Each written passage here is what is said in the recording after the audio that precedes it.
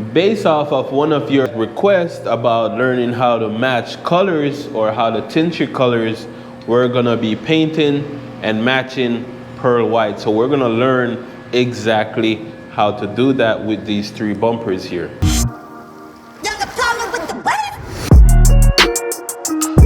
Viewers and subs, welcome back to class. Thank you for tuning in.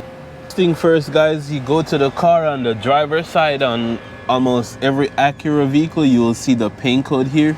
It's usually the one that says NH. So here, the paint code is NH883P. And then you want to come over to the computer and get your paint code in here. I'm just gonna type in NH883P.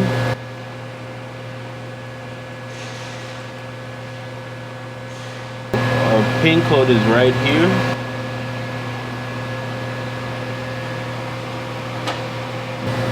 So this is all the color, the toners that we're gonna need for this color: 120, white high strength, yellow orange, mixing black, and the connector. Of course, there's gonna be reducer to that. Now it's pearl, so you have layer 1 and you have layer 2. All right, now I'm just gonna go ahead and click on my color, 10 ounces, layer 1. Hit start. My cup on here. Guys, this is 120. And notice that it says high strength, right? So that is what I started to figure out when it came to white pearl. Because the white itself this is the most toner you're gonna have in this whole mix, the white, and it's very strong, right? So that is why it always look whiter. Why is your white color always whiter? That's the reason. Here's another strong toner. This 437 yellow orange. This is what you get from that specific toner. It giving you an orange flop, it giving you a yellow face, and it has a little dirty look to it, right? That is why this helps when it comes to getting that white a little bit yellower. So with 10 ounces, what I do is I go over an extra 0.3 ounces, and that gets me to where I need this color to be in terms of matching or a bit yellower. So you see here, I'm over 0.3 ounces. So I'm just gonna change that and then hit no, because I don't want to recalculate. That's what the system will do. If you over pour on one of the toners, it'll tell you that you need to recalculate. But in this instance, I'm mixing my own. The other toner is mixing black.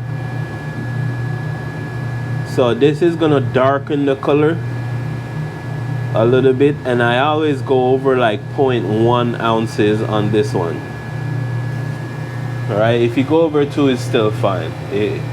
Just don't do too much. And now the other one is the connector. It's like a binder, right? This you don't need to over pour on this one. Your reducer. I'm using the Sickens brand paint. It's a 2-to-1 mix ratio. But I feel like whenever you mix it on the scale, you put more reducer than a 2-to-1 mix. Now I have my paint all mixed up, so the next one is gonna be the pearl. Here's the other trick.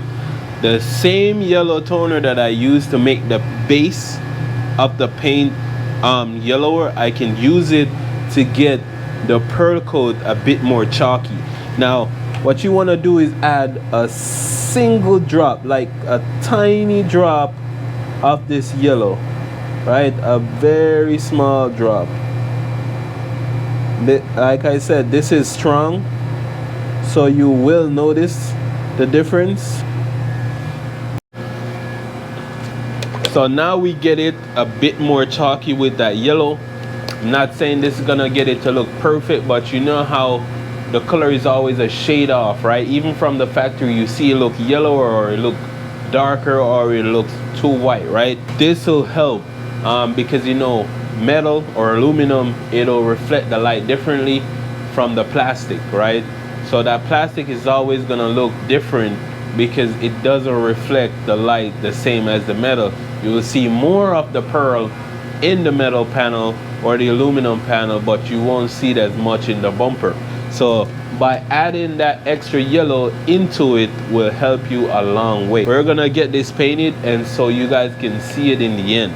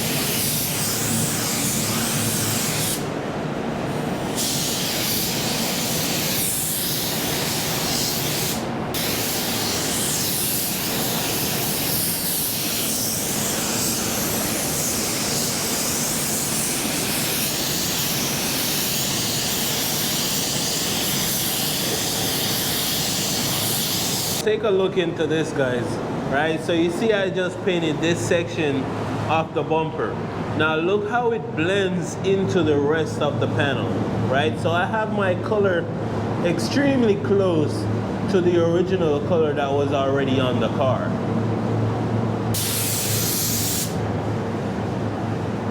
You see, when you paint into it, you can barely notice a difference.